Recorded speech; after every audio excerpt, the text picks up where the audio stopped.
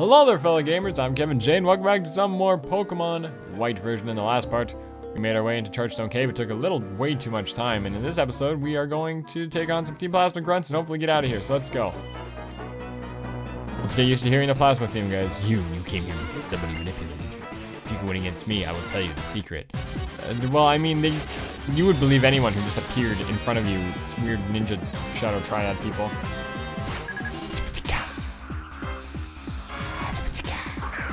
It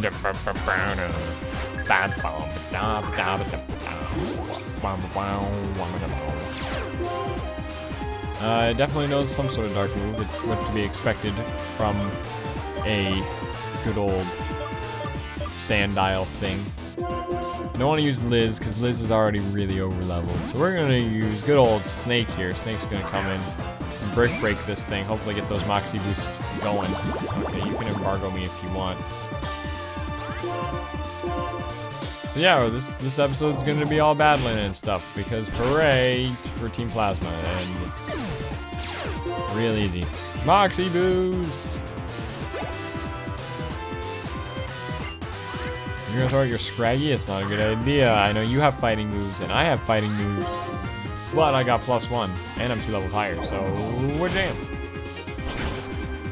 Yep, this is done now. This is why Moxie's kind of broken. My Watchog, it's just gonna end. It's just gonna end horribly. Oh wow, and you're faster than me. This would hurt if I hit myself because I'm +2.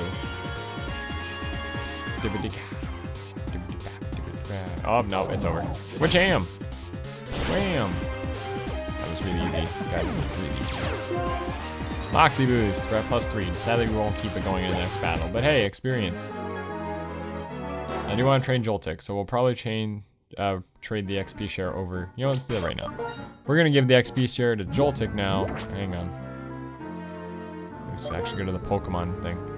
Item, take, item, give. XP share should be at the top.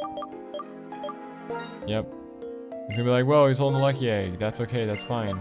Charles, you can have the lucky egg then. Because I might as well give you the lucky egg. For the few times you retaliate and take something out, you will get a lot of experience for it. So more Team Plasma, let's go. If I win against you, release your Pokemon. I can't, the game won't let me release all of them, only a few of them. Also, if it was like a Nuzlocke, yeah, but... Dibba-da-ga. This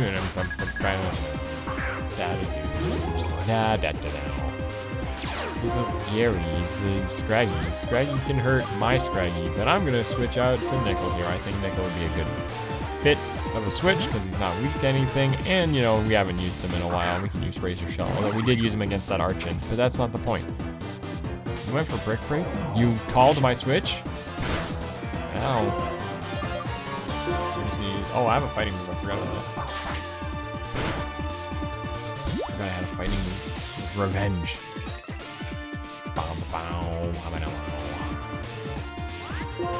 You go over that Razor Shell again. If you hit it, it's over. There it is. Okay. Razor Shell's a good move. It's a physical water type move. Pretty good. Yay, level up for Nickel. And Joltik's gonna get experience now, or Pouch. Pouch is the name. And we're gonna continue on. We're just gonna keep battling things. These battles are not gonna end for a while, so we're just gonna keep doing it. How are y'all doing? How is everyone doing today? I'm taking on the dark forces of Team Plasma. How about you? I just got back from Anime North last weekend. It was one of those things where I didn't spend a lot of money on merch or anything, but I ended up spending a lot of money on food. So I looked at my bank account and I was like, ah! Which anyone who's in college or post-secondary education has ever dealt with. Trust me, looking at your bank account is really upsetting a lot of the time. I will start saving up this year. I mean, there's just Anime North and Con Bravo and MagFest all kind of eat up a lot of my money. But now that I won't be, what was I gonna say? Now that I won't be having to go to school. I'll be able to work more hours and make more money, and it'll be good. Even if I start paying rent, I think I'll still have some money if I, you know, manage properly, which I'll try to, but there's no guarantee, obviously. I will do my best to budget properly and manage money and stuff. I don't do a horrible job in my regular life. It's just, boy. I just need to find a job, and that's the hard part. Luckily, the program I'm in, which I'm not really going to say what it is, but I'm taking like a course right now that's teaching me stuff, and the stuff that they're teaching me is really important in the marketing world, and they're helping me, or they're going to start some placement services soon, and they're going to help me get a job, hopefully. Like, not me specifically, they help everyone in our class, but we get placement services, and it's really cool. So hopefully that will help me find a job once I'm done. Hey, sweet, Slash, it's better than friggin' gastro acid. It's very brain dead easy when you have a Scraggy that's moxie boosting and taking out everything. Yay, we defeated the Plasma Grunt, hooray. Look, we got 2 more guys.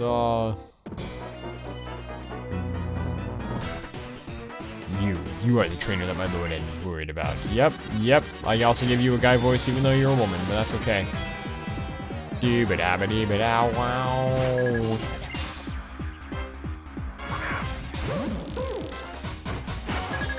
Starting off with a Trubbish again.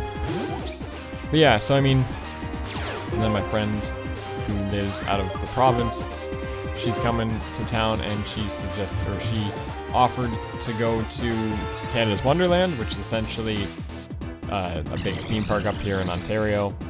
And I can't really say no, because I thought to myself, you know what, I haven't been to Canada's Wonderland since I was a kid, so I guess it'd be kind of fun if I went, and she doesn't come to Ontario very often, especially outside of a convention, so I said fine, I guess I could go.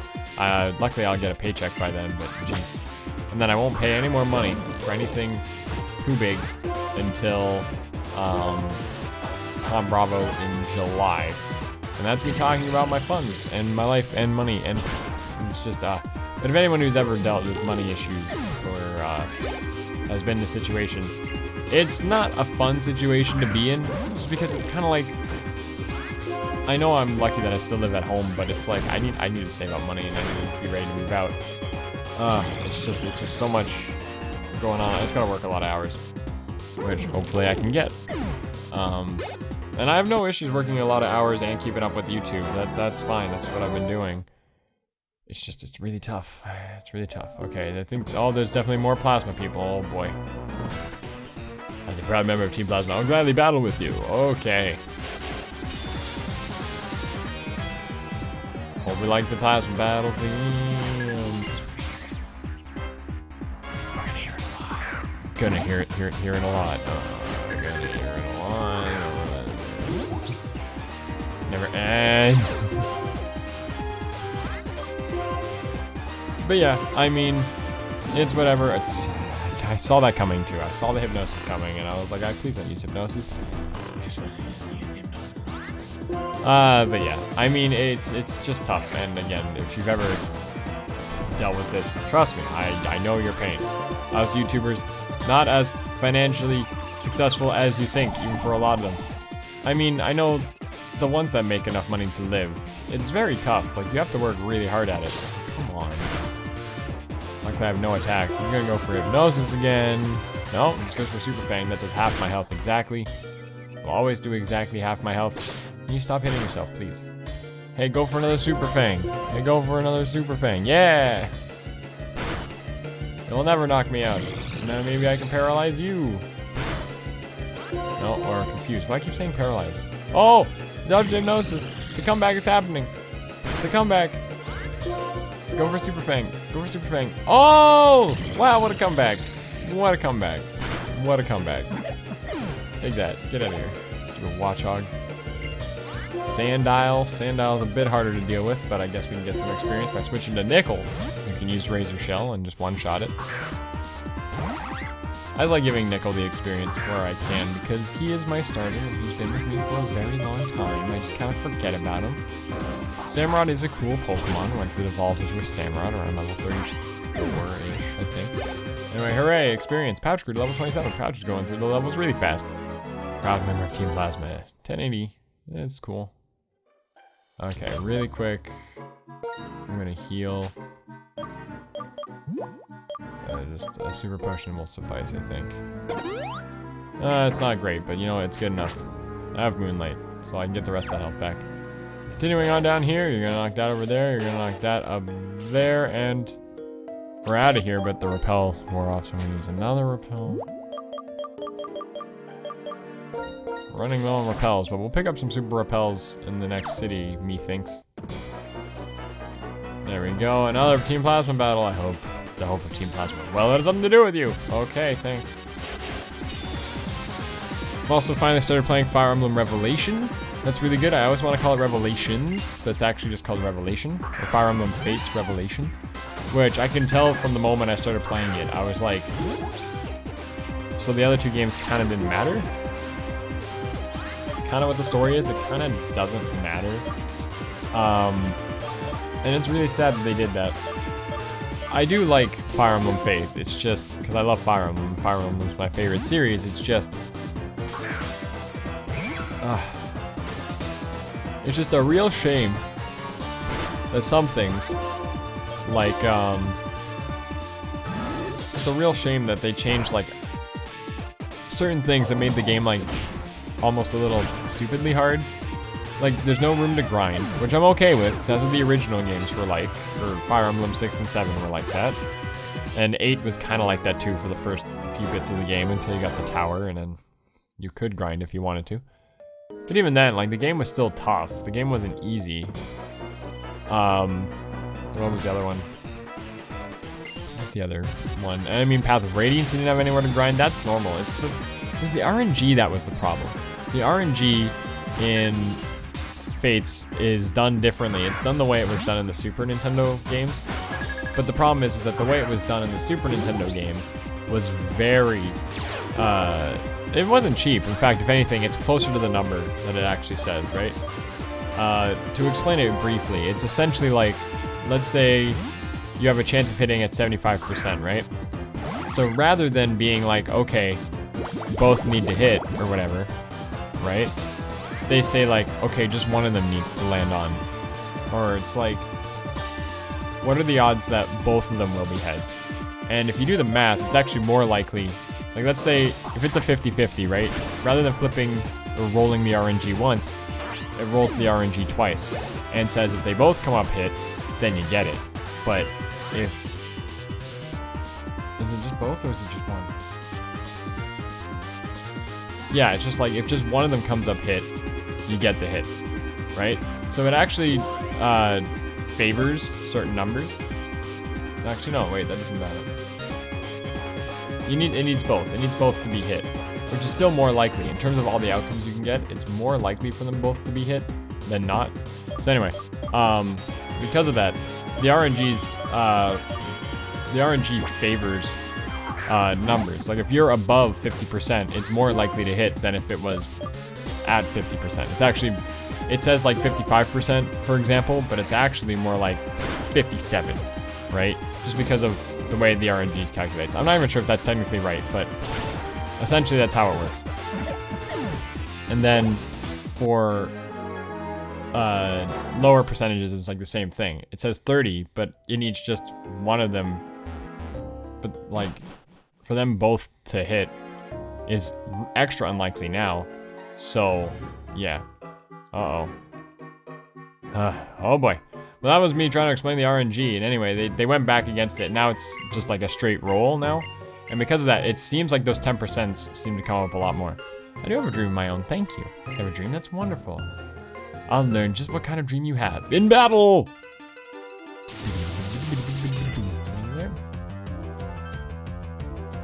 And yeah, that's pretty much Fire Emblem for you. So it just makes it seem like they're getting those 5% crits a little bit more often. You're like, come on. And it's because of all that crap. It's because of that RNG. And it doesn't seem like much, but trust me, when you've played Fire Emblem for a very long time, it feels very weird banking on like, ah, geez, like, I have a 60% chance of hitting. Let's go for it. Like, Fire Emblem used to teach you, like, you don't go for that. You never go for that. Like, you're never gonna hit. What are you talking about? I'm gonna throw out Liz here. You do what you want. I will destroy you. I'm gonna use... Oh, I thought I had... Oh, we're just gonna use Magical Leaf then. But yeah, and then like, some of the other changes they made it like, for some reason I can go into a fight against the guy with an axe with a sword, which has always historically been like sword speed axes. But like, everyone has decently high stats, so their skill's high enough to like hit you anyway. And it's like, well, there was a time where using a sword against an axe was like a safe move, and they'll still hit you pretty consistently, and you're like, come on, what did I do to deserve this? I don't want to learn Nightmare. Nightmare is a cool ghost type move, but I'm not gonna learn it. Joltik, how am I gonna defeat a Joltik?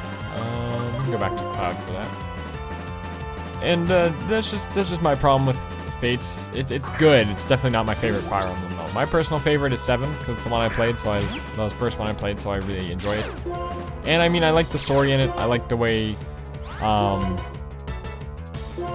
the story goes. I like the way the characters develop. I like how I can play that game multiple times and try like different teams. It just seems to be the most balanced in that regard. But in terms of other things, it's just, in terms of other, I don't know why I thought Cloud would be a good option. But it's just like, it was a good game. It felt good. I can play that game multiple times and still have fun with it.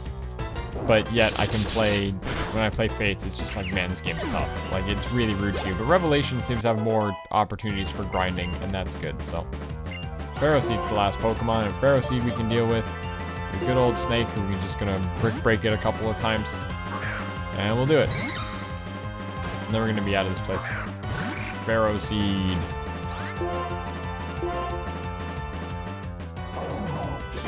Actually, I think he has one more Pokemon as well, but whatever. Iron Barbs. It's the Barbs. You can use that if you want. It's like all his Pokemon are using Iron Defense. Except the last one. I mean, Joltik didn't do it either, but... Which I am. Oh, jeez. Moxie's activating. That's good. And Clink, we can use Brick Break on that. I don't know if we'll outspeed it though. That's the big problem. We could use Automize. And is it going to use Automize? That's the question. Nope, doesn't use Automize to get the speed. And with the +1, that's going to be enough to take out Clink. Hooray! Another Moxie boost, although it doesn't matter. His 4 Pokemon have been defeated. Hooray! My friend's getting hurt. That's what a Pokemon battle is. And it is true, and you start to really understand N a little bit. Why? Is it impossible for me to win while feeling bad about being a trainer? As if I could pursue the truth with something as meaningless as a battle. As if it could make me worthy to become friends with the legendary Pokemon. Are you talking about legendary Pokemon? Kevin J! Hey, you want to meet my friend that looks a little bit like me? Just a little further to Miss Stralton City. And Juniper's here too. Bianca, you have good ears. I can't believe you heard Kevin J's voice from that far away. I didn't say anything. Kevin J, who is this trainer? Professor Juniper, what are you thinking? You appear to have no qualms about the relationship between Pokemon and people. You put Pokemon into categories using arbitrary rules, and you think you can understand them like that. The very idea of a Pokedex revolts me. What do you have to say for yourself? Oh my, looks like you're not my biggest fan. Your opinion is understandable. It happens to be different from mine, which is equally understandable. How about if all people get to decide for themselves how to relate to Pokemon? You're saying I should just allow people to think whatever they want and treat Pokemon however they want, no matter whether the Pokemon suffer? I refuse to tolerate the existence of a world like that. And it's true though. That's actually one of the most true statements I think is said in this game. Well, I didn't expect him to change his mind right away, but I hope he'll spend a little time trying to understand how others feel. Now then, I think I'll go collect more data. For Pokemon and people to get along better, we need to take steps to learn more about them. It's true though, it's kind of like you can't leave people to their devices where there are bad people out there. Kevin J, I'm gonna go with Professor Juniper now because I'm her bodyguard. Okay, bye. It speaks the truth, right? It's like, how do I describe it? And we're here in Miss Stralton City. I like the music here too, although the city itself is actually very small. Anyway, there is a gym leader in this town. Oh, jeez, I didn't want to deal with this, but oh, who's that? Oh hey, Kevin J, right? Let me see your Pokedex for a moment. What do we have here? You've found 57 Pokemon, eh? Staggering, you've seen a Clink. You're becoming quite the trainer. Excuse me, I was a little excited and forgot my manners. My name is Juniper too, Cedric Juniper. Ha, the professor who gave you the Pokedex is my daughter. That girl has told me a lot about you. It really makes my day to meet you. In honor of meeting you, I'm gonna upgrade your Pokedex. What'd you upgrade it to? Oh, it keeps track of forms. Add a function to search easier. And this is Skyla. Who's this trainer? Oh, I forgot my introduction. Skyla, this is my friend of my daughter's. Kevin J is traveling around Unova to complete the Pokedex. Oh, I see. So that means you'll be challenging the gym. Oh boy, I'm really looking forward to it. I don't like how you're a flying type gym leader. That's right, Kevin J. You should challenge this gym. If nothing else, this gym is really out there. See you, Skyla. If something comes up again, I'll let you know. Professor, my plane is a cargo plane. It carries cargo, not people. And you're talking as if places like Kanto and Sinnoh are right around the corner.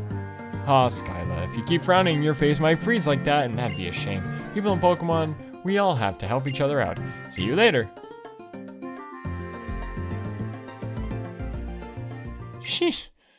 It's hard to believe that a happy-go-lucky guy like that could be world-renowned. Could be a world-renowned Pokemon professor. Heads up, Kevin J. As a gym leader, I'd be happy to have you challenge the gym, but there's something I need to take care of first. Just now, as I was flying the cargo plane, I saw something on top of the Celestial Tower, so we gotta get there. I'm sure that this is a sick Pokemon. If it is, I just can't leave it there. I have to take a look at this right away. I'm leaving for Route 7 Celestial Tower. You can come along if you want. Well, we're gonna be doing that in the next episode. But I just wanted to talk about N's philosophy there. It's like we live in a world where